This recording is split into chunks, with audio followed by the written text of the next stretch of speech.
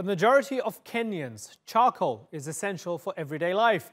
It's a cheap and plentiful fuel used for cooking and keeping warm. So why has the government banned it? Well, they say it's killing the environment and is detrimental to public health.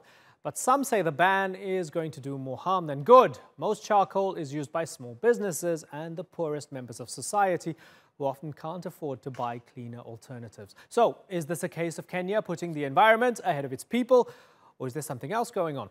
Let's ask our panel. In Nairobi, we have Stephen Mutoro. He's the Secretary General of the Consumers Federation of Kenya.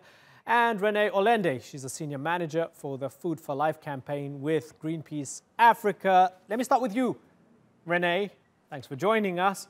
Do you agree with the ban? Thanks for having me. Definitely, most definitely, I do agree with the ban.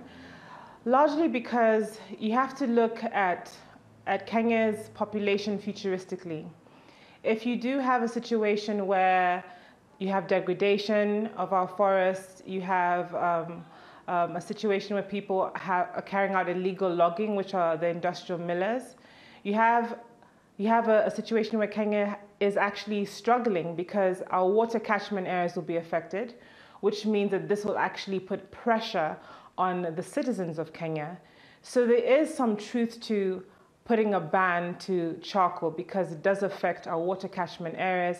It's not good for the environment because our forests actually are a really good carbon sink. They hold in the carbon and make sure that we don't have a lot of carbon emissions in our country and of course across the world. So definitely I am a proponent for the ban. Okay, so Stephen, big picture, long term. Yes, there might be short-term pain. It might affect people in the short term. But everybody has to make the adjustment. Long term, the ban is good for the environment. And if it's good for the environment, it's good for not only Kenyans, but everybody else. Tell me why you disagree with that. First of all, it's not true that we disagree with that. But I think reality is, how do you enforce a ban on charcoal without providing options? So our view is simple. First of all, you need to create awareness. It's not common sense, it's not common knowledge for everybody that what we know about health, environmental concerns is something of a primary interest, to somebody who's not able to have an option of that fuel. So we are not opposed. I think we are opposed in the manner the ban was announced, the way it has been enforced. If anything, there's a lot more charcoal, because when you ban a product from the market, what happens is that it goes to the black market and people end up paying more. And if you allow, probably you know about a country called Somalia. The problem with Somalia is more about charcoal, it's a big business. So for us, the question is, how are you going to enforce? What are the options? This is interesting. They are not there. Okay, good point. So Renee, the blanket ban is a blunt instrument. Why not look for creative alternatives and to maybe make this sustainable, at least in the short term, before you move on to sort of phasing it out? Well, let me start by saying that alternatives to coal have been in existence even before the ban. You have a situation where you could use briquettes, which is essentially drying and compressing maize cobs, as well as coconut shells, as well as leaves. So these alternatives have been there. So of course, I do actually put some responsibility to the government to make sure there's more public awareness about some of these alternatives, because it's true that not everybody would know.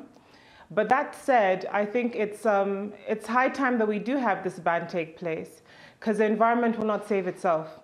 So it's a case of making sure people know that you can use pellets, you can take scraps of paper, old newspapers, and compress those and use them as alternatives to charcoal. Lastly, renewable energy. I mean, look at Kenya. We have wind, we have solar, and we also have geothermal energy. So these actually are available resources that the government should make available to people. But I think everything starts with baby steps. And I think the ban is good because it's hard and fast. To have social change happen, the government needs to be involved in all cases. So in this case, yes, we're for the ban. We're for the moratorium that is stopping illegal logging, as in terms of the community forests as well as the gazetted forest locations.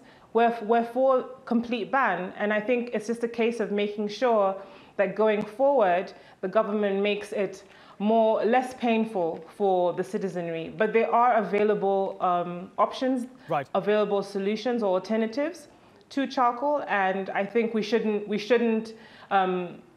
say, please, can we stagger the ban? Okay. I think full ban, yes. Okay. So Stephen, that's our position as Greenpeace. So Stephen, Renee agrees with you. Certainly, Renee agrees with you that there should be education, there should be better communication from authorities such as the government, but she wants the ban first. But with a lot of fairness, I think Renee belongs to possibly our kind of, what would I call, I mean, she does not speak for the people who use charcoal. The problem here is not about availability of options. We have LPG, for example, is an option, but is it affordable? We have paper, the pellets she talks about. I mean, she talks about, this is the problem with our country. The people talking about policy have no idea about how to implement that at the level of the detail. So it's about available options. Question is, are they affordable? No, now anybody saying will not want to keep charcoal anyway. And that's what we are saying. Because why would you pronounce a ban that you cannot enforce? That is the question. I mean, since the ban was so-called ban was announced, question is, if she lives in Nairobi, question is, has it really affected, has it been affected I need to give Renee, I was going to wrap, but I've got to give Renee a final opportunity to respond to that. Renee, you're disconnected from the reality on the ground, according to Stephen. Very briefly, please, ma'am, final answer. What I will start by saying is that Greenpeace Africa is very connected to the realities on the ground. We have a strong team of partners and our staff who work on the ground. So to say that we're not familiar with the realities of what's happening on the ground is incorrect. What we are proposing is that the government does support the policies that they do have in play. And to say that it means that we should say, let's not put a ban in place, let's look for alternatives. No, the ban is good, but it's just a matter of how do we then take it forward so that over time you have social change. Social change does not begin and in one snap of a finger, everyone adopts a certain way of being. Of course, it takes time for it to happen, but we're definitely for the ban and we'll support the government as far as that's concerned in terms of looking at solutions to how that should be upscaled across the board, just the same way we do with the anti-plastics ban, which is a ban of single-use plastics. We're there to support the government. We're very aware of what's happening on the ground. Stephen Mutoro and Renee Olende, I thank you both for joining us on the Newsmakers.